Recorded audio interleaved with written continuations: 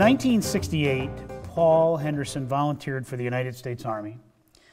He went to NCO school, came out as a sergeant, went and served in Vietnam, was in combat units with the 101st Airborne Division, and after about 10 months in country, he was wounded. But he didn't leave the Army, and he came out. He eventually had Special Forces training, became a commissioned officer, and has experienced and seen a lot as a combat veteran. His story, I think, is, however, important for a couple of reasons. The most important of which is that the wounds of that war were not really felt by Paul. The emotional wounds of that war were not felt by him for another quarter century. And when those wounds were actually experienced, he faced a very, very serious state of affairs. And he faced that state of affairs in our criminal justice system. He was a fortunate human being because people came to his aid, but it was 25 years out, and his story, which only he can tell, explains clearly why it is that we need to be addressing the question of combat-related injuries, both emotional and physical, as soon as we can and as well as we can. And he will make clear why. Paul Henderson. Thanks, everyone. Good morning. Good morning. I'll be brief. I was telling some people this morning, when you hear a lawyer say that, you should head for the door. Because what that means is I'm going to talk until you fall over dead from boredom. I don't know how many times I've heard it. The judge, I'm sure, can attest to this. And I will be brief. Well, I told my wife I was coming out here to give this speech, and she said, that's great, and I'm sure you'll do a great job. I'm going to give you a couple of tips here. Now, first of all, don't try to be intellectual, and don't try to be witty, and don't try to be charming. She says, you know, just be yourself. So I'll do my best.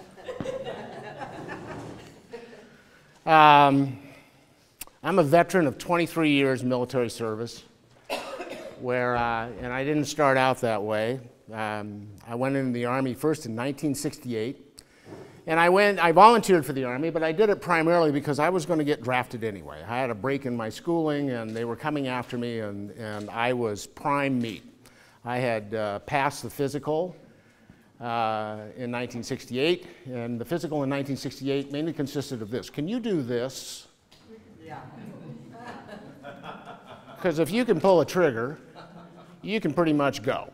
And so away I went, and into the United States Army, which baffled me at first. I had no idea about the Army, and I was amazed at how something that was so huge and so influential could be out there, and I really didn't know anything about it. And I went in reluctantly. I really didn't want to go, although I did volunteer. I sort of had this idealistic idea of, well, you know, Ernest Hemingway went to war, so why not me? That's a sense of grandiosity that has not served me well. Didn't then and doesn't now. But what I found was with the Army, and I'll tell you a little bit more about this later, but I always compare my experience with the Army to my experience with whiskey.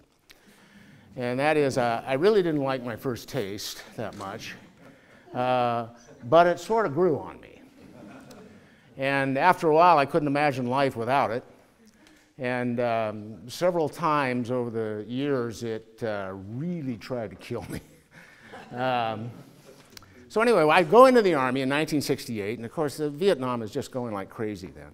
And I get in and I discover something about myself in the military that I had not discovered before. And I could do this well, and it sort of fit.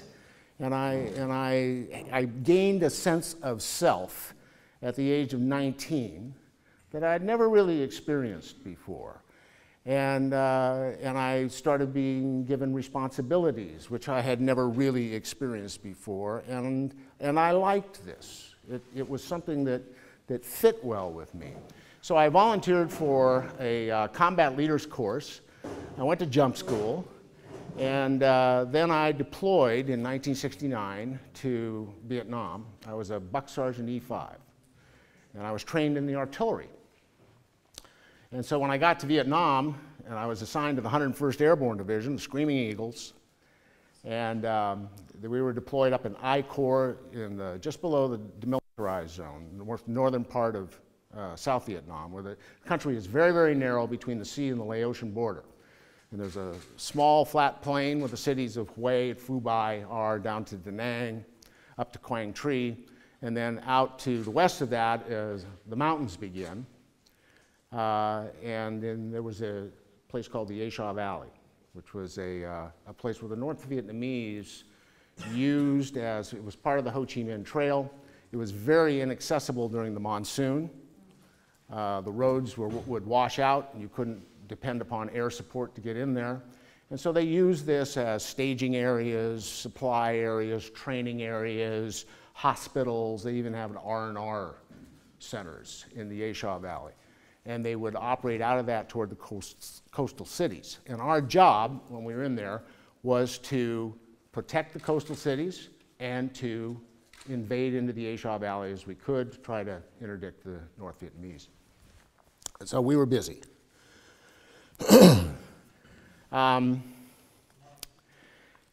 As I was there for 10 months, and then I was wounded.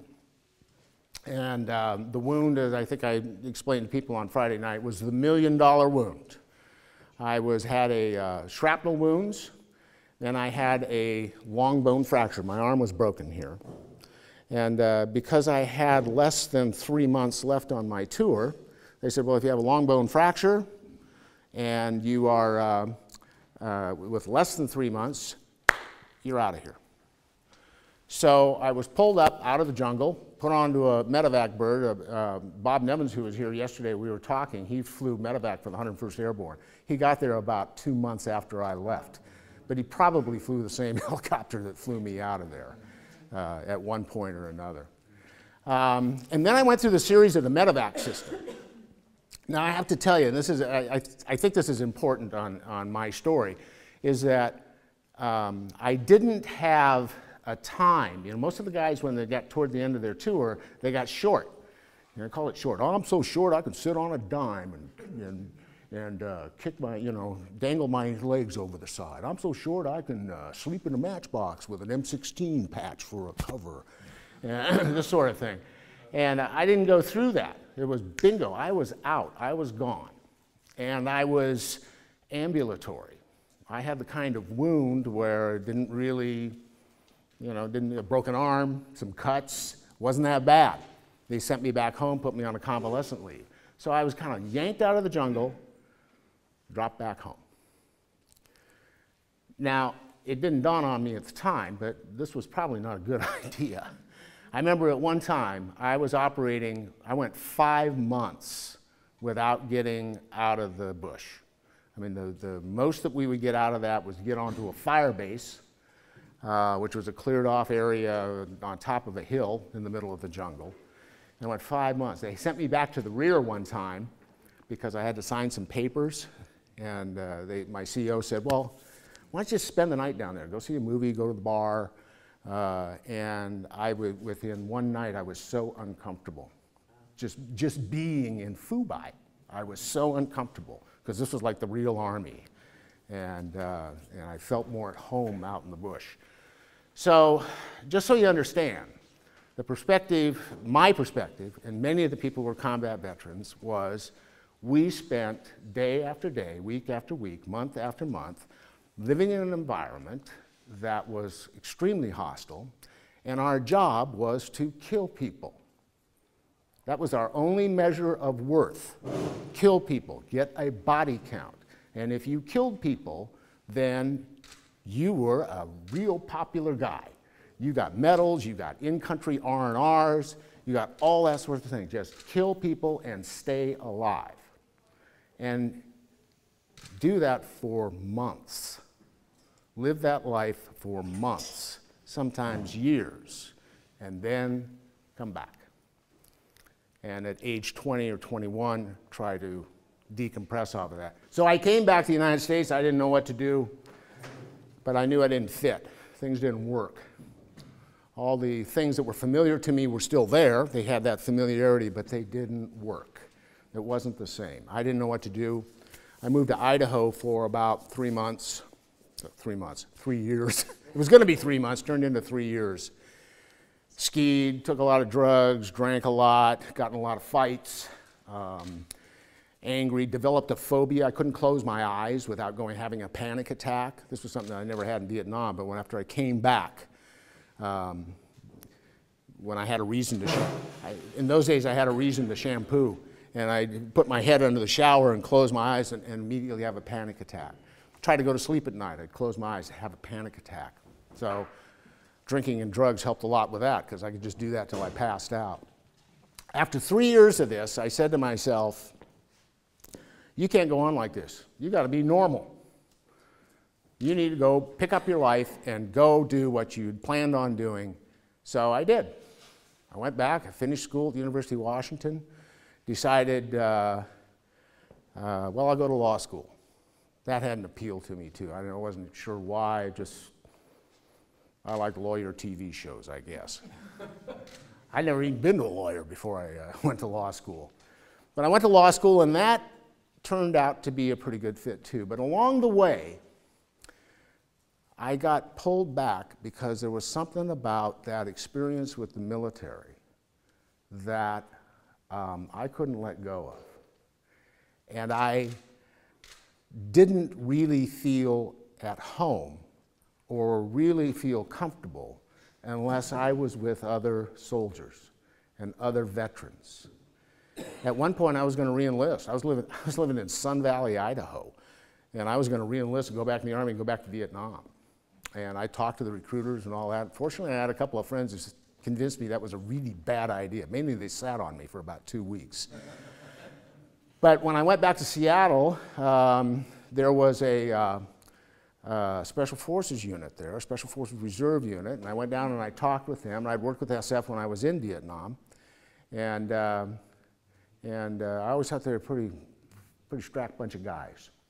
So I joined this unit. I went back on active duty for a while. I went through the Special Forces course, was qualified in Special Forces, came back, finished school, and then eventually I was commissioned, and then after moving down the Portland, Oregon area, I went into the same kind of unit there where I stayed for another 11 years as a Special Forces officer.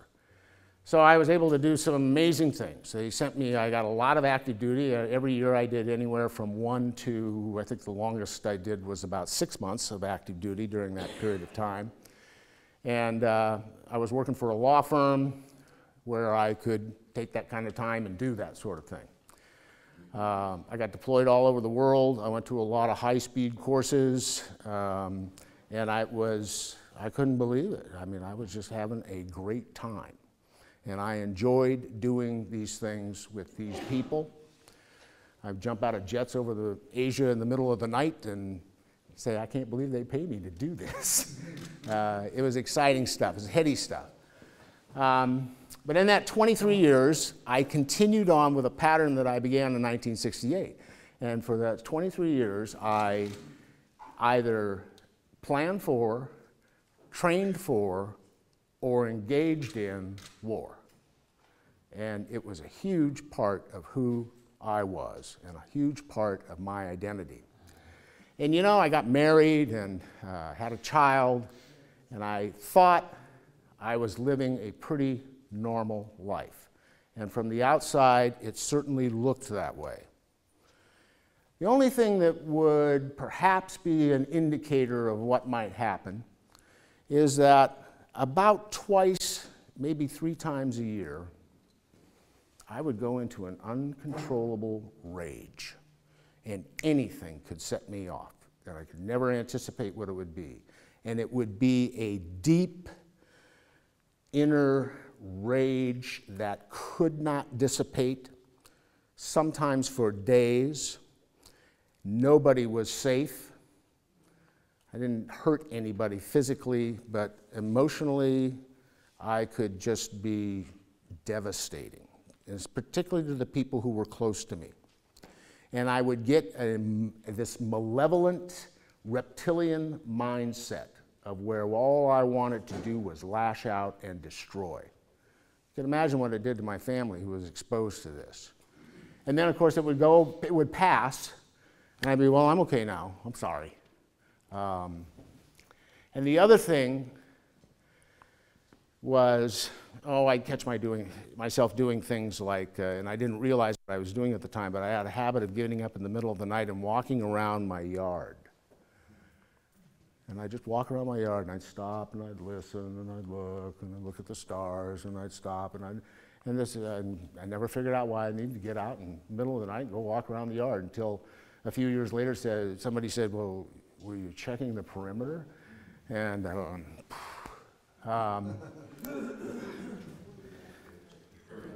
the other thing that developed over this time was that I drank. And I never drank before 5 o'clock. And I always drank pretty expensive scotch. Alcoholics don't drink expensive scotch. And I could set it aside, if I needed to do something, if I needed to work at night, and particularly in the military where we do a lot of operations at night, I could set that aside. But given the option, and I had lots of options, 5 o'clock rolled around, it was time to have a drink. And that seemed to work for me for a lot of years. Around 1994, things began to deteriorate, slowly at first.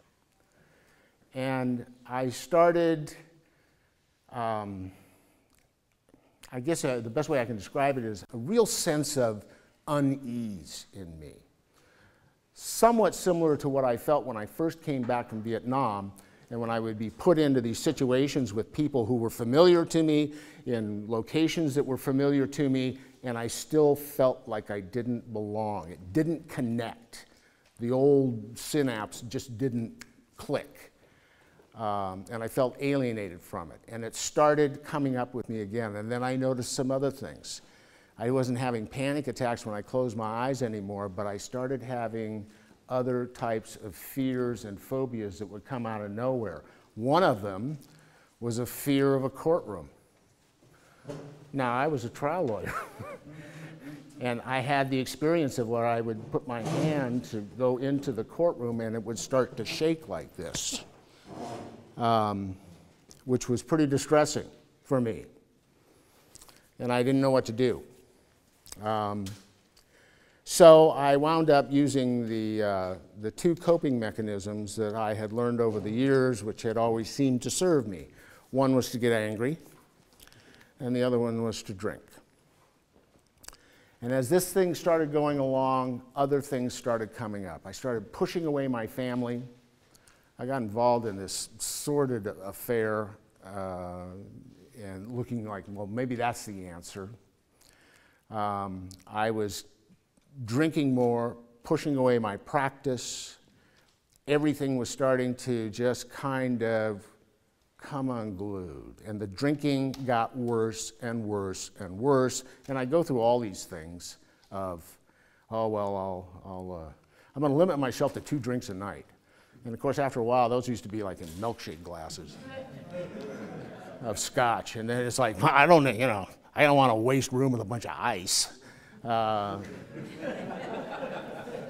I live with these delusions. And then I started getting suicidal. And I always had guns. I usually had guns on me. And I remember one of my favorites was a .45 automatic, the old Smith & Wesson 1911 A1s. And I had moved out of my house. I was trying to maintain a relationship with my daughter, which was really difficult because I started drinking at 5 o'clock. And I would find myself like laying on the floor with a gun in my mouth. And and just drunk and in a lot of pain, and I couldn't attach to anything.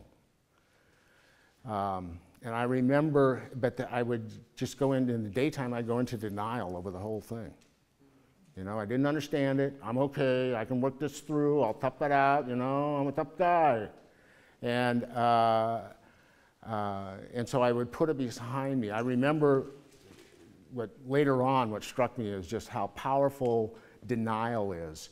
One night, I was totally wiped out drunk, laying on the floor, and for some reason spinning myself in circles on a linoleum floor like this, or a tile floor, and screaming with this gun and taking it into my mouth.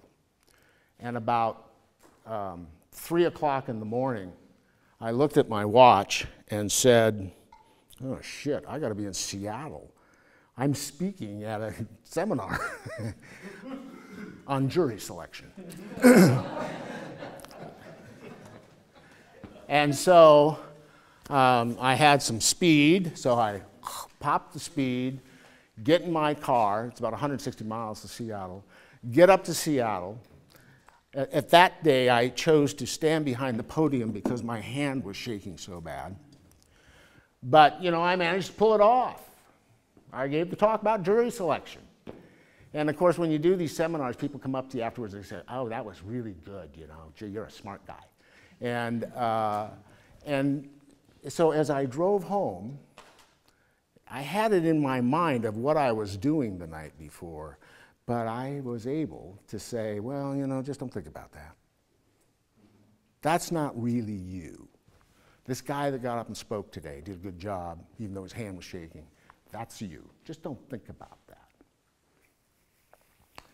Well, as things continued to get down to where, what I call circling the drain. And one night, I was drinking about a fifth of whiskey every night. One night I had a fifth of whiskey in me, and I had been involved with this woman. And you know, when she first got involved with me, she thought, well, I'm getting involved with this guy who's a promising, you know, fairly prominent lawyer and all that sort of thing. Well, she caught on pretty quick that she was hooked up with an alcoholic who had some serious mental health issues. And so she was unloading me about as fast as she could. And one night, I had nowhere else to go, and so I went to her house. And there was another car parked in the driveway, and I knew whose car it was. And so I took out my .45 that I had with me, kicked in the door, went into the house, grabbed him by the neck, threw him up against the wall, shoved a gun in his face, announced to him that he was going to die, she was going to die, and we're all going to die tonight. I think I was pretty scary.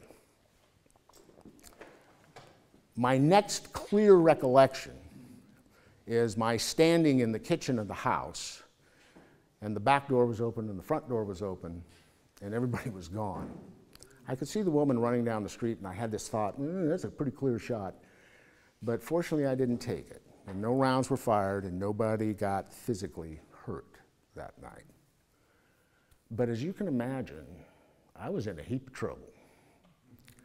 And I was arrested that night, and I was charged with first-degree burglary, 2 counts of second-degree assault, with a weapons enhancement, which in the state of Washington meant a mandatory minimum of 5 years in prison.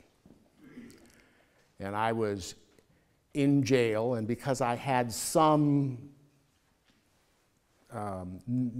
notoriety in the community, the TV cameras were there.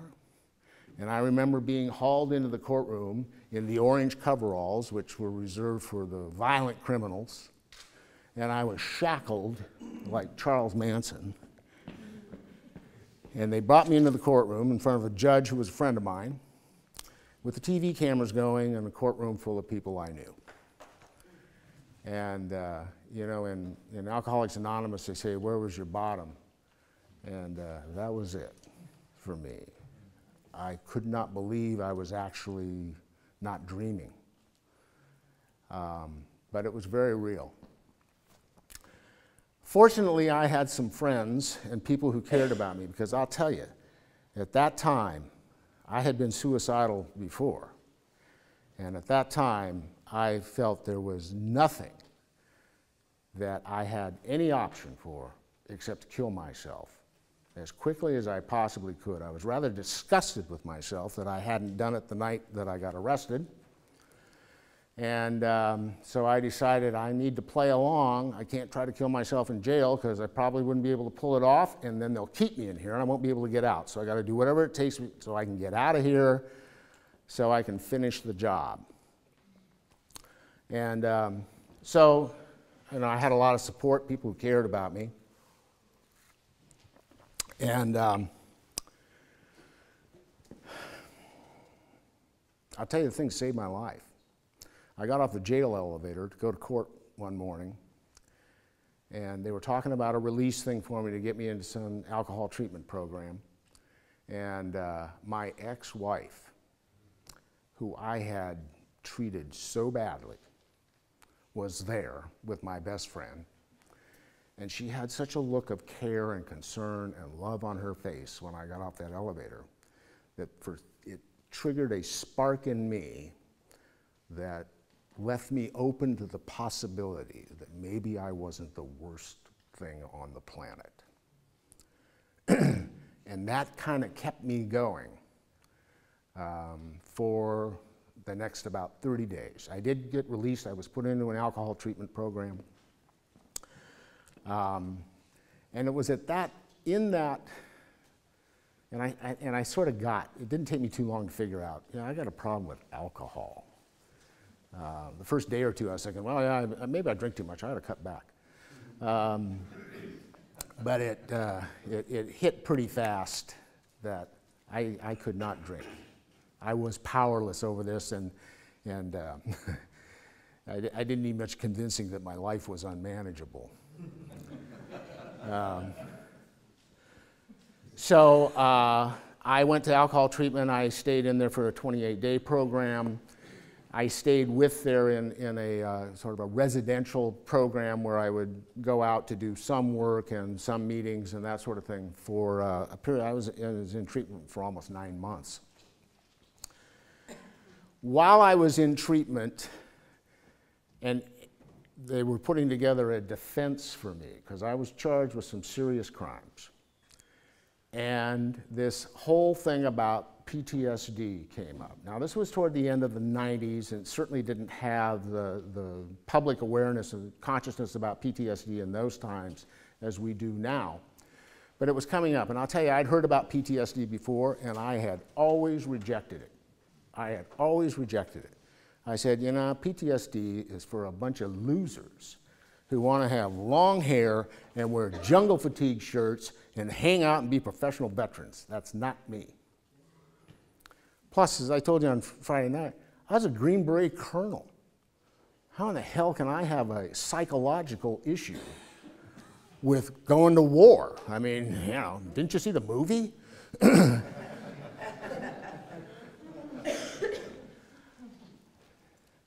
But it was also a defense, and I didn't want to go to prison. And so I listened, and I would sit in meetings, and people would say, well, Paul, do you have nightmares? Yeah. Do you have exaggerated startle response? Well, yeah. Are you emotionally flat? Well, yeah. You know. I mean, I would go to, a baby would be born, you know, in the family, and you know, I'd look around, and people were just overwhelmed with joy, and I would feel nothing. And somebody would die, and people would be overwhelmed with grief. And I was as close to this person as they were, and I would feel nothing. And I just tell myself, well, it seemed weird, but I just tell myself, well, you're just a tough guy. Just a tough guy, that's why you don't feel anything. So I had this emotional flatness, I had all of the symptoms, but I didn't have PTSD. I didn't have post-traumatic stress. That was not my problem. And I'll tell you what turned the corner for me, and it's sort of the same thing for those of you who are involved or know anything about recovery from drugs and alcohol.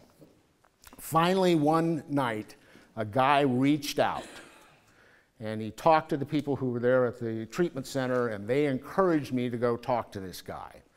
And I resisted it at first, but finally said, okay. So I met him at a Starbucks one night for coffee, And I was out on bail, by the way. And he sat down and he said, I was a Marine in I Corps. I was up on the rock pile. I left there while you were still there, but our tours overlapped. I came back, I got married, I went to law school. I drank a lot. And then the marriage went away, and about 3 years ago, I wound up on the floor of the psych ward in the VA with a 45 in my hand. And I listened to this, and I thought, God, this guy's been reading my mail.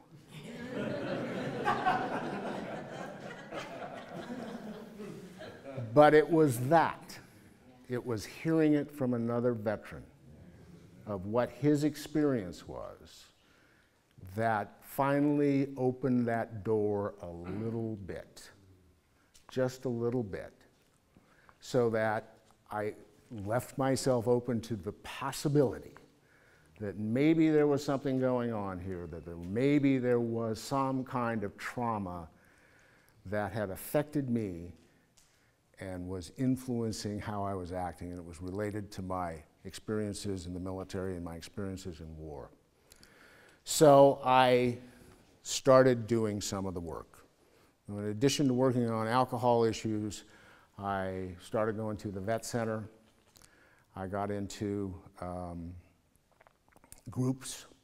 I got into some individual therapy, and things began to open up for me. Well, but I was still looking at going to prison, and I was still looking at getting disbarred.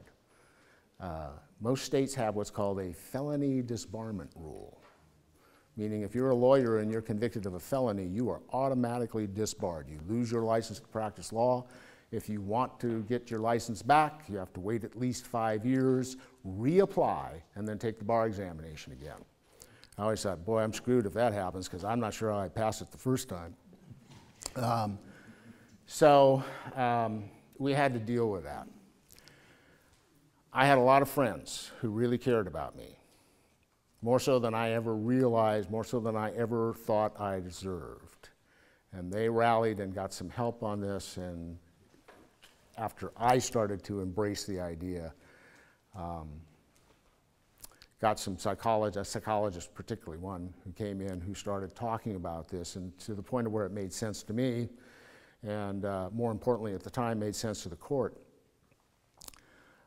as to what this whole thing was about and how this had triggered a chain of events that eventually culminated in my conduct that night.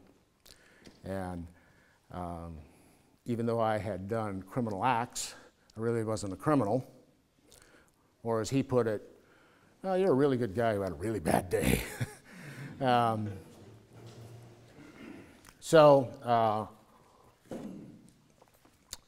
They had, the state attorney general was prosecuting me because they had a conflict within the county because all the prosecutors knew me. But he was a reasonable guy. And he listened to this, and they agreed to drop the charges to 2 counts of attempted assault, which I've never figured out what that is. But 2 counts of attempted assault. They were Class C felonies. I was still convicted of felonies.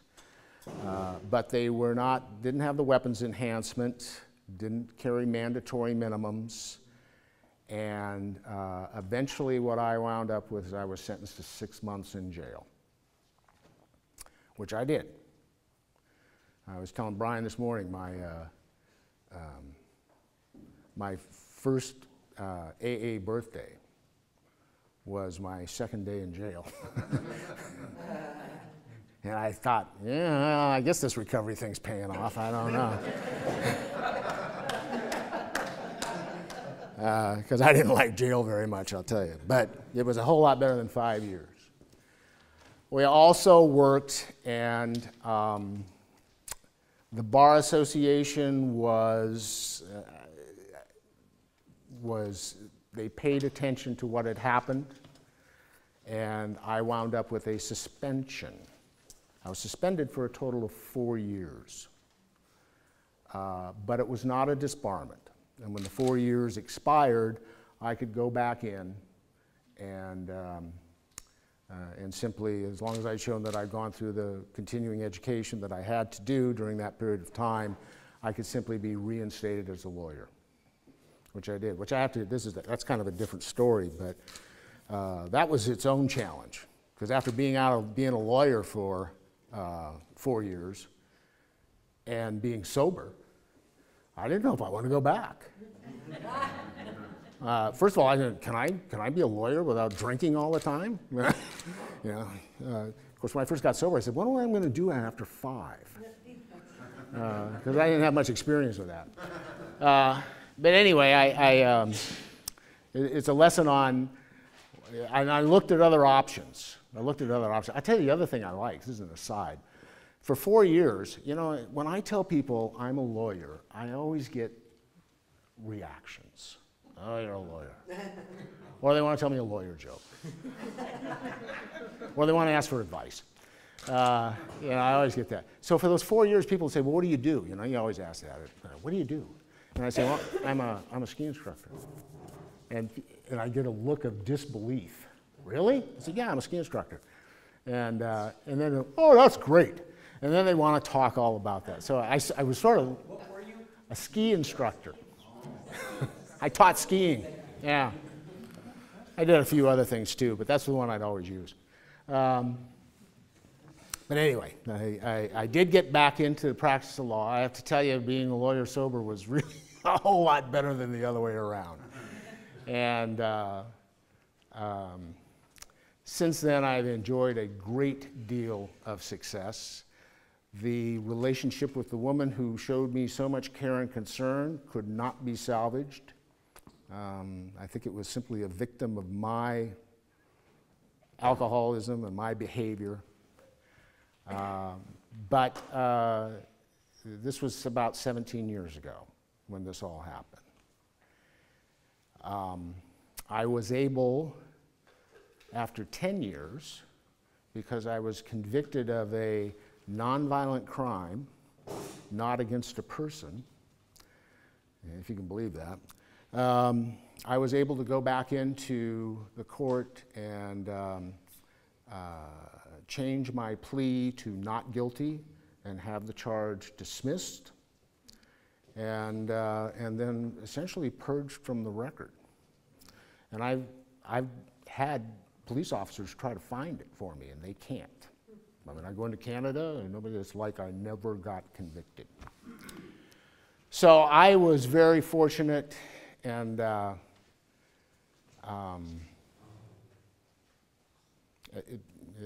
if poster child is the term, okay. I was able to go to that bottom and come back out. And somebody told me once, you know, Paul, this was early on, they said, you know, it doesn't matter how far you fall. What matters is how high you can bounce. And so that's certainly been true in my life. If there's some, I wrote down some notes, if there's some things that I can pass on to you, any pearls of wisdom, when dealing with the veteran who is charged with crimes. Some things to keep in mind. One, peer support is so important.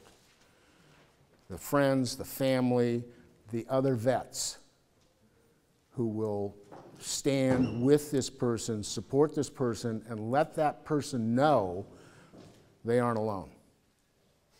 That some people care about what they've experienced and what happens to them.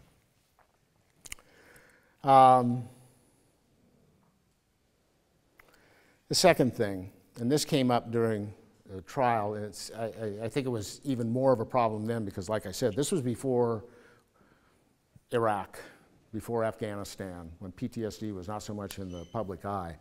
But you have to advocate for the vet. And I know this is tough when you've got public defenders doing this, but my experience with the criminal justice system as both a lawyer and as a criminal defendant is that it is largely a conveyor belt system.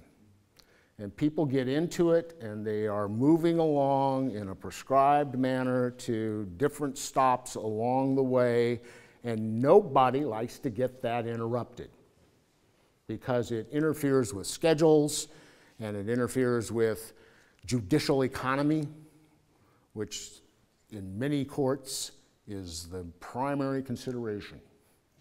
And I understand that they have their own concerns about that and their own pressures on that. But unless somebody stops that conveyor belt for a minute and says, look at this person individually, look at what happened to them, look at what their experience was, when you understand that, then you can understand why they're here, at least partially. So lawyers who are familiar with this, social workers who are familiar with this, anybody in the system, and I'm really happy that that awareness is expanding so that it is not so difficult, because the judicial system doesn't want to hear about excuses. You know, the prosecutors like to, and many judges like to put it in terms of black and white. You did this or you didn't do it. If you did it, then you get this punishment, and that is it. And we don't care about anything else.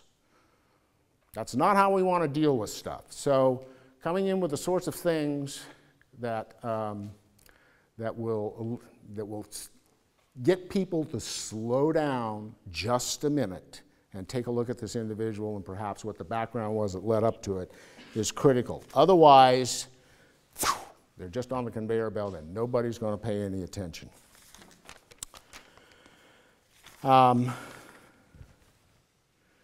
This is my own personal experience, but I've seen it over and over again with other people. If substance abuse or dependence is an issue, you've got to deal with that first. I could not get to any sort of resolution or healing of any war-related trauma unless I got sober. One guy put it to it very well. He was one of the facilitators in the vet center, and he had everybody who was involved. I think there were about 10 of us involved in this group. And he said, we all took a pledge of sobriety. Most of us were in recovery anyway. But he said, you know, trying to work on issues like PTSD while you're drinking or using is like trying to train for a marathon when you're smoking 5 packs of cigarettes a day.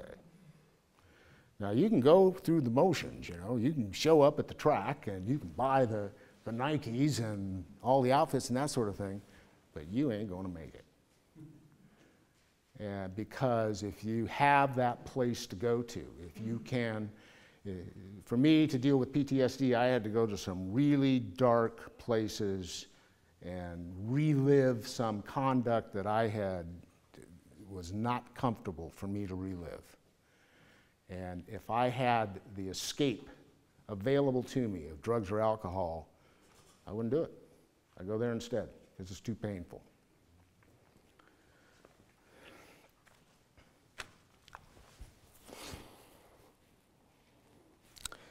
As a practical thing, when you're representing these people or dealing with the people, my experience for the future of these people can be very valuable, and that is if they can find some sort of a diversion program or a crime that can later be expunged or vacated in some way.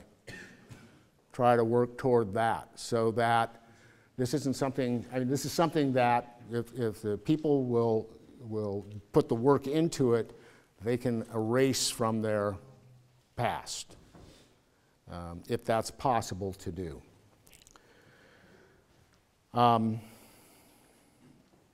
This is me talking and my experience. Psychology will only get you so far with the wound to the soul that post-traumatic stress is.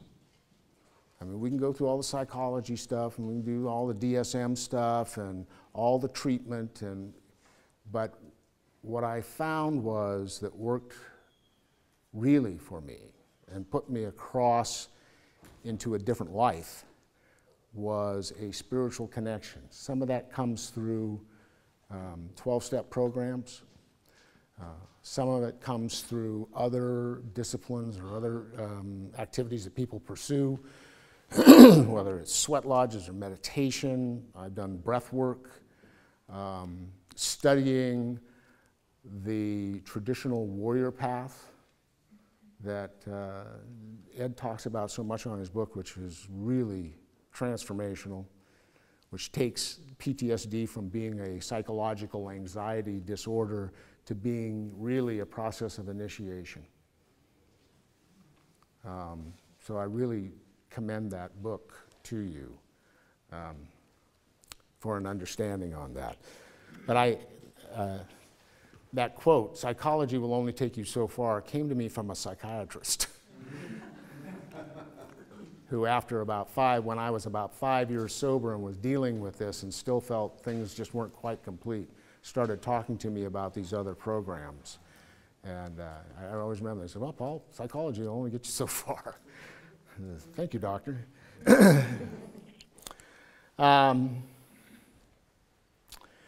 And the other thing I think that is important and was certainly important to me and to anybody who's involved in this is that I don't care how far down you are, you can come back. Not how far you fall, it's how high you bounce. And when I was in 1997, I was an alcoholic, I was suicidal, I was homicidal, I had thrown away my family, I had thrown away my career, I had thrown away my professional license, I was looking at going to prison for a very long time, I had spent all of my money, and by the way, forgot to pay taxes on it. And so I owed the IRS a lot of money. And there I was. And I have to tell you, if somebody at that point had said, "I want you to envision the best possible life you could ever have,"